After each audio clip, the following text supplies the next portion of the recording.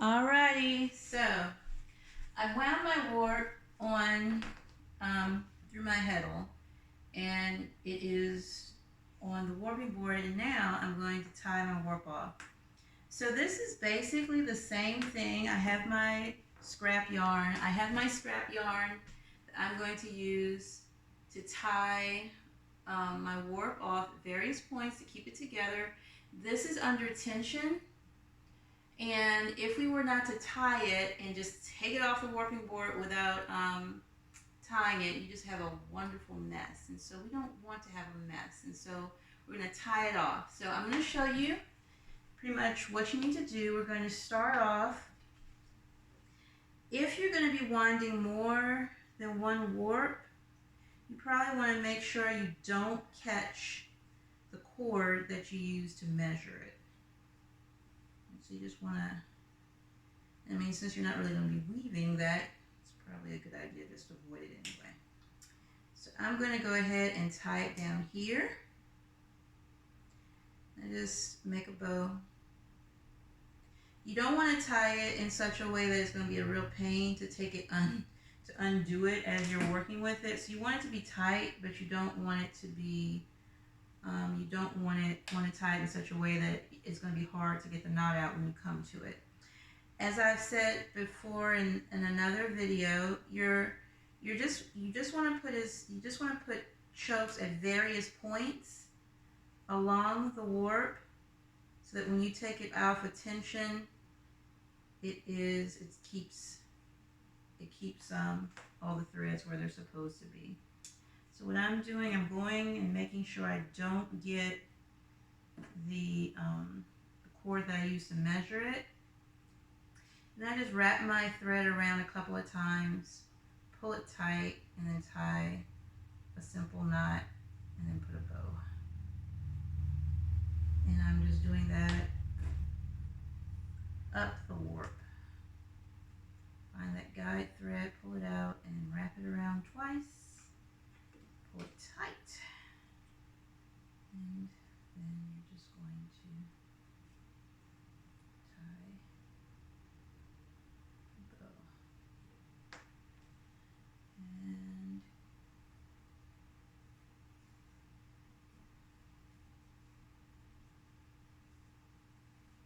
And now I'm actually going to bring it a little bit closer to the peg than the heddle, because I'm actually going to pull my heddle more towards the loom. You'll see in a minute what I'm talking about, because I am going to slay my reed from the back before I wind on in the process of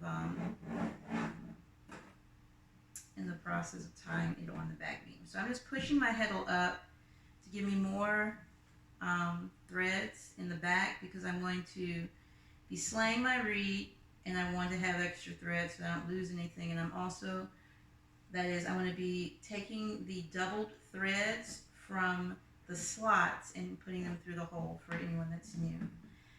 And I'm also going to be tying my warp onto the back beam, since this is not attached to the back beam. That's how I'm going to attach it to the back beam, for those of you who are wondering. So I'm just going to tie one side. If you wind this around in the same motion every time, it's been a really long day, so forgive me, I'm having problems with words. But if you wind this around you're just kind of doing the same thing over and over again, you'll have your warp at the back of the heddle nearest to the peg or the clamp, whatever you use, will be separated into two pieces that are generally one piece you would put through the holes, the other part is going through the slots. Doesn't really matter. You can grab anything, any of the threads. If you have two threads, grab either of them and put them through the hole. It will all work out when you wind it on. But anyway, so I have tied off my warp, and now I can remove it from the warping board and this warping clamp or warping peg if you're using a warping peg. So I'm going to pause the video really quick and I'm going to actually take some pictures of this, and then I'm going to come back and show you how I take this from this and put it on my loom. So hold on, I'll be right back.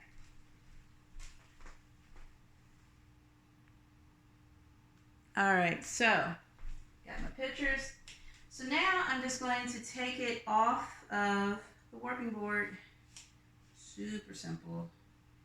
You're just going to pick it up, and as I've said before, if you're going to be putting this right on here, you don't really need to change. See, it falls after you when it gets off the tension.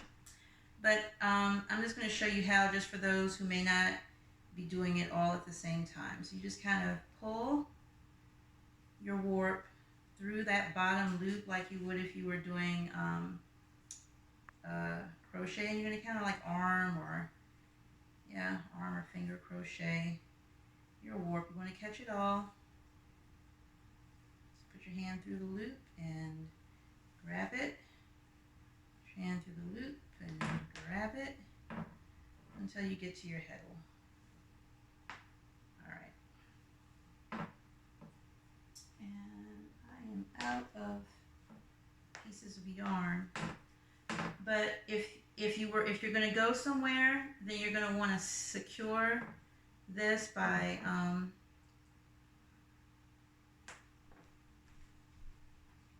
you're going to want to secure it by just taking a piece of scrap yarn, putting it through that loop that you would normally the loop that you're pulling, just like loop it through and secure it, and then you're just going to take it and come around and just tie. And this isn't going anywhere. The bow so it's easy to get out. So that is secure. That's not going anywhere. Now, what I'm going to do is I'm just going to go ahead and I'm going to cut this. I have two different colors going on here, so I tied it on. I'm actually going to cut it like this because there's a bunch of knots and junk working on behind there, so I just want to not have to worry about my knots. And so that's cut, and now get rid of my guide thread, pull it out. We're going to just take the guide thread off of here, just pretty much doing everything in reverse. Alright, and pull out your pegs.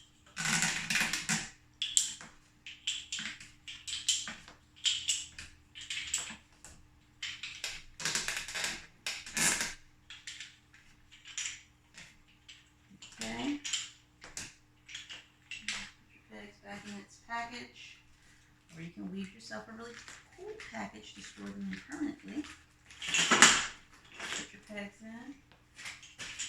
And then I'm going to take my clamps off my loom.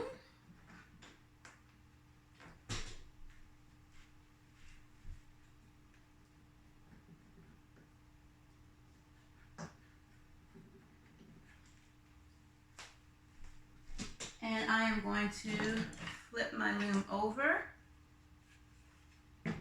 And I'm actually going to be working from the back of the loom. Alright? So once I've done that, now my heddle is secure because I knotted both ends. The front is secure. We're going to put, take your clips off. We're going to put the heddle onto the loom, and we're going to be working facing the back of the loom, kind of like what you would do if you were doing double weave and slaying your reed. We're going to be working at the back of the loom. Like I said, I could tie onto the back of the loom without slaying my thing, but I figure since I have it this far, I might as well just go ahead and do it. So I'm going to reposition the camera, probably stop the video, and then I will show you how I tie, how I slay my reed and tie my warp to the back of the loom. And then I will show you how to wind on and how to tie your warp to the front of your loom. All right, so be right back.